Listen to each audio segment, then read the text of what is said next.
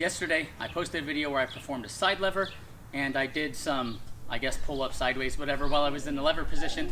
And so some people commented they'd love to be able to do that one day. It's totally possible. You can do it.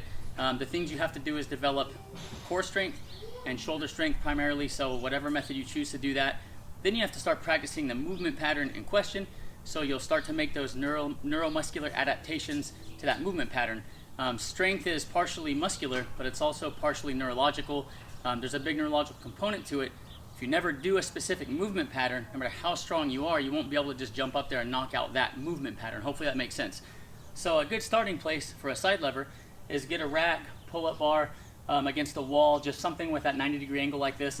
And what you're going to do is you're going to face the wall or the rack, and then you're going to take one arm, and depending on who you are, sometimes left side or right side will be easier for different individuals. Just got to try both sides and see what feels the most comfortable, and then of course practice it on both sides regardless. But what you're going to do is you're going to grab in a pronated grip, so your overhand grip the top bar, and then you're going to supinated or externally rotate the thumb on that bottom arm or bottom hand.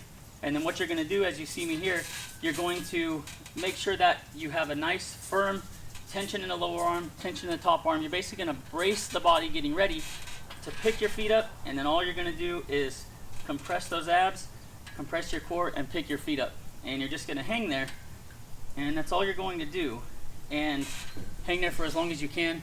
And if you find that difficult, just slide the top hand back to where it's not so close to the wall or the vertical bar on the rack, and then you're going to pick those feet up.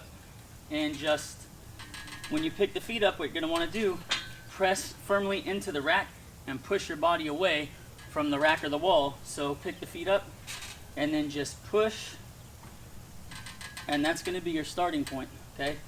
The reason that this is very safe and just about anybody can do it is you can just keep sliding that hand further away from the wall until you get to a position that's easy enough for you to pick your feet up and maintain that.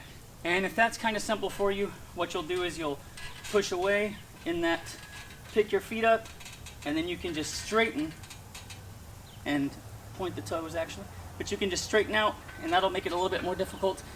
And so that's going to be a starting point.